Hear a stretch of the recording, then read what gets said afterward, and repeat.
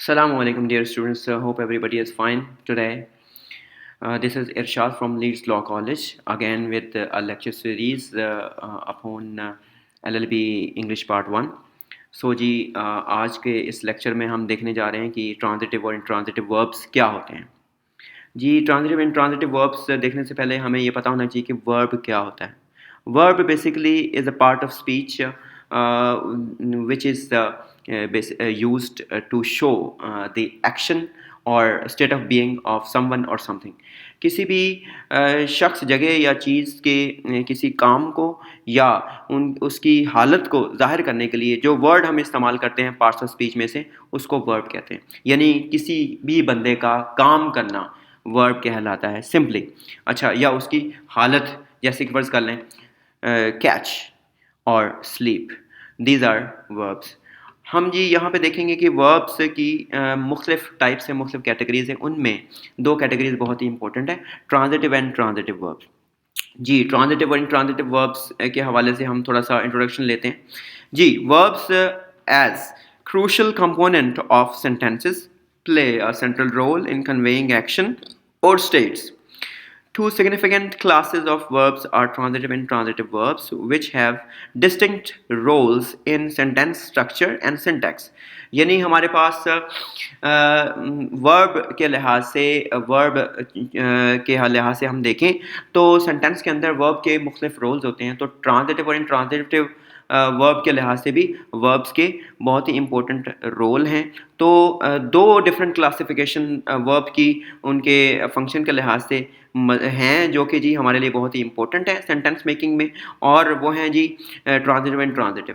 अब ट्रांजिटिव में हम क्या करते हैं कि ट्रांजिटिव वर्ब्स बेसिकली ऐसे वर्ब्स होते हैं those require a direct object to complete their meaning in a sentence. यानी ऐसे वर्ब्स जो कि सेंटेंस में अपना मीनिंग कन्वे करने के लिए डायरेक्ट ऑब्जेक्ट को रिक्वायर करते हैं। मीन्स ऐसे वर्ब्स जिन को आप सेंटेंस में अपना मीनिंग कन्वे करने के लिए एक डायरेक्ट ऑब्जेक्ट की ज़रूरत पड़ती है, तो इसके बगैर उनका मीनिंग कन्वे नहीं हो सकता। मिसाल के तौर पे ही एट एन एप्पल। यहाँ पे इस सेंटेंस में हम देखते हैं कि जी हमारे पास एट एन एप्पल, उसने एक सेब खाया। अब अगर जब हम एट की बात करते हैं, उसने कुछ खाया, तो फिर जब तक हम ये नहीं बताएंगे उसने क्या खाया, तो तब तक सेंटेंस की सेंस कंप्लीट नहीं होती। तो इसलिए यहाँ पे जो वर्ब होगा एट, ये बेसिकली एक ट्रांजिटिव वर्ब है जिसको एक ऑब्जेक्ट चाहिए और डायरेक्ट ऑब्जेक्ट चाहिए सेंटेंस की सेंस कंप्लीट करने के लिए।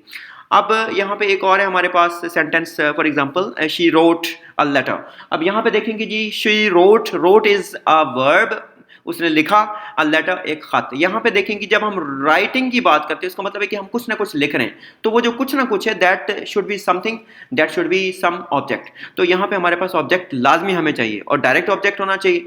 अब यहाँ पे अक्सर स्टूडेंट्स को ये पता नहीं होता कि डायरेक्ट और इनडायरेक्ट ऑब्जेक्ट क्या होते हैं। जी, अब एक सेंटेंस है जैसे कि हमारे पास she gave a letter to his brother. अब यहाँ पे देखेंगे जी हमने इस सेंटेंस में दो तरह के ऑब्जेक्ट यूज किए, एक लेटर और एक ब्रदर। अब ये दो ऑब्जेक्ट्स जो हैं इनमें एक डायरेक्ट ऑब्जेक्ट है और एक इनडायरेक्ट ऑब्जेक्ट है। These were you can say simply the concepts of direct and indirect object. लेकिन अब यहाँ पे हमें कैसे पता चलेगा कि ये डायरेक्ट ऑब्जेक्ट है कि इनडायरेक्ट ऑब्जेक्ट? अब एक सेंटेंस अगर हमारे पास हो, यहाँ पे अगर हम एक सेंटेंस देखें कि जी डायरेक्ट और इनडायरेक्ट ऑब्जेक्ट के हवाले से, she gave her friend a book. अब यहाँ पे देखें हर friend is also object and book is also object, लेकिन हमें कैसे पता चलेगा कि ये डायरेक्ट ऑब्जेक्ट है या इनडायरेक्ट ऑब्जेक्ट है? इसकी पहचान के लिए हमारे पास बहुत ही आसान सा तरीक़ेकार है। हम ये देखेंगे कि जी वर्ब का ताल्लुक सेंटेंस में जो क्लोजली रिलेशनशिप के लिहाज से जिस ऑब्जेक्ट के साथ है वो डायरेक्ट ऑब्जेक्ट है, और जिसके साथ इनडायरेक्ट है तो वो इनडायरेक्ट ऑब्जेक्ट है। मीन्स यहाँ पे देखेंगे कि डायरेक्टली वर्ब किसकी बात कर रहा है? डायरेक्टली वर्ब यानी जो है वो बुक की बात कर रहा है। उसने किताब दी तो किसको दी? उसने दिया तो क्या दिया? उसने किताब दी जी। किसको दी? ये बात की बात है, हर फ्रेंड। तो इसका मतलब है कि ये जो हमारे पास her friend is indirect object जिसका इनडायरेक्ट ताल्लुक है वर्ब के साथ, जबकि डायरेक्टली बुक का जो ताल्लुक बनना है वो, यानी वर्ब का जो ताल्लुक बनना है वो बुक के साथ बनना है, तो book is a direct object. तो it was the example of direct and indirect object. अब हम देखेंगे हमारे पास ये जी फर्दर हम आगे बढ़ रहे हैं, इसमें ट्रांजिटिव और इनट्रांजिटिव वर्ब हमारा बेसिक टॉपिक है जिसकी बेसिक्स को हम देख रहे थे, इसमें मजीद क्या क्या आ सकता है, तो वो हम डायरेक्ट इनडायरेक्ट ऑब्जेक्ट को देख रहे थे। अब यहाँ पे ट्रांजिटिव वर्ब क्या होते हैं जी? ट्रांजिटिव वर्ब हमने देखा कि जी ऐसे वर्ब्स होते हैं जिनको सेंटेंस में अपने सेंस कंप्लीट करने के लिए एक ऑब्जेक्ट की जरूरत भी पड़ती है। तो यहाँ पे हमने एग्जांपल्स देख ली, he ate an apple and she wrote a letter. अब हमारे पास इनडायरेक्ट इंट्रांजिटिव वर्ब का कॉन्सेप्ट आता है। तो इंट्रांजिटिव वर्ब क्या होता है? सिमिलरली जैसे कि ट्रांजिटिव वर्ब था, इसी तरह से इंट्रांजिटिव वर्ब ट्रांजिटिव वर्ब का ऑपोजिट है। ट्रांजिटिव वर्ब में हमें एक सेंटेंस में सेंस को पूरा करने के लिए वर्ब के साथ ऑब्जेक्ट चाहिए होता है, लेकिन इंट्रांजिटिव में ऑब्जेक्ट नहीं चाहिए, बस यही डिफरेंस है। तो इंट्रांजिटिव वर्ब क्या होते हैं जी? ऐसे वर्ब जिनको अपनी सेंस सेंटेंस के अंदर कंप्लीट करने के लिए कोई ऑब्जेक्ट नहीं चाहिए, तो या कोई डायरेक्ट ऑब्जेक्ट नहीं चाहिए, इंट्रांजिटिव वर्ब कहलाते हैं। यहाँ पे एग्जांपल हमारे पास है, ही स्लेप्ट, यानी वो सो गया, बस ठीक है जी, हमें कोई ऑब्जेक्ट नहीं चाहिए। तो द बर्ड्स फ्लाई, अच्छा जी, फ्लाई अकेला लगा देने से इस वर्ब के मीनिंग सेंटेंस में कंप्लीट हो जाते हैं कि जी परिंदे उड़े। तो इसका मतलब क्या है? यहाँ पे कोई डायरेक्ट या इनडायरेक्ट ऑब्जेक्ट नहीं चाहिए, तो इट मीन्स ये इंट्रांजिटिव वर्ब्स कहलाएंगे। तो इंट्रांजिटिव वर्ब्स के सेंटेंस में मुख्तलिफ तरह के इस्तेमालात भी हम देखते हैं।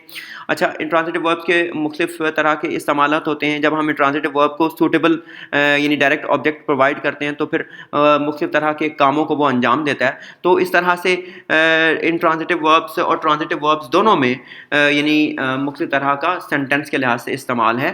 तो जी यहाँ पे एक आपको एक टेबल या टेबुलर फॉर्म नज़र आ रही है जिसमें ट्रांजिटिव और इंट्रांजिटिव वर्ब्स को हमने डिफरेंशिएट किया हुआ है। यहाँ पे सिंपली एक डेफिनेशन लिखी हुई और कुछ एग्जांपल्स हैं दोनों की। तो देखें जी, ट्रांजिटिव वर्ब्स में हमने देखा कि जी require a direct object to complete their meanings in a sentence, while intransitive do not require a direct object to complete their meanings in a sentence. अब यहाँ पे नीचे एग्जांपल है डायरेक्ट ऑब्जेक्ट के लिहाज से। जब वर्ब को ऑब्जेक्ट चाहिए तो वो ट्रांजिटिव वर्ब होगा। तो यहाँ पे देखें, ही एट, क्या खाया जी? An apple. शी रोट, क्या लिखा जी? एक खत। They build a house, they build a house, उन्होंने एक घर तामीर किया। इस तरह से मजीद एग्जांपल्स हैं। और इनडायरेक्ट ऑब्जेक्ट या डायरेक्ट ऑब्जेक्ट ना हो अगर वर्ब के साथ, तो फिर वो इंट्रांजिटिव होगा। यहाँ पे देखें जी, he slept peacefully, the birds fly in the sky. तो बर्ड्स को अगर हम उड़ाएं तो ये ज़रूरी नहीं कि आसमान चाहिए, वो कहीं भी उड़ सकते हैं। तो द रिवर फ्लोज, अच्छा जी, स्विफ्टली इज एडवर्बियल फ्रेज, तो ये ऑब्जेक्ट नहीं है, तो हमें डायरेक्ट ऑब्जेक्ट यहाँ पे कोई नहीं चाहिए। द रिवर फ्लोज अगर हम सिंपली लिख लें तो फिर भी हमारा सेंटेंस इनकम्प्लीट हो रहा है। तो ये ऐसे सेंटेंसेस जिसमें हमें डायरेक्ट ऑब्जेक्ट नहीं चाहिए, तो इंट्रांजिटिव वर्ब्स कहलाते हैं।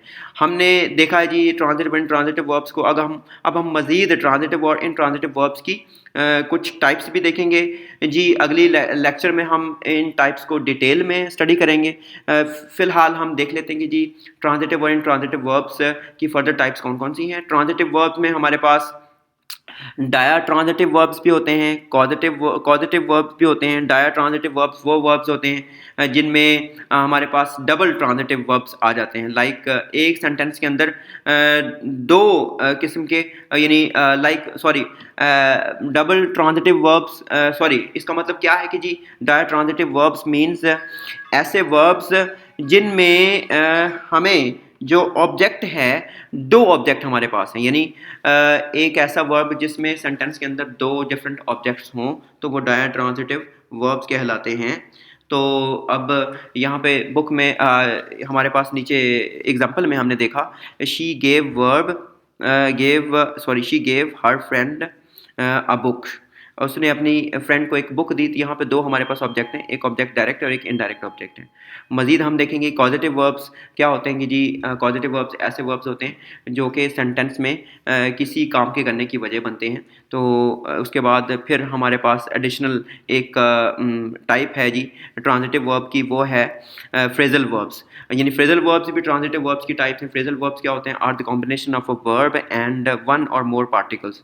अच्छा जी, अगर हमारे पास एक वर्ब के साथ एक या दो से ज़्यादा पार्टिकल्स आ जाएं, पार्टिकल्स मीन प्रेपोजिशनल एडवर्ब्स या एडवेरिएबल्स आ जाएं, तो फिर इस तरह के वर्ब्स को फ्रेजल वर्ब्स कहते हैं। मिसाल के तौर पे he ran across the street, across is the particle, he ran across the street, so this is the use of phrasal verbs.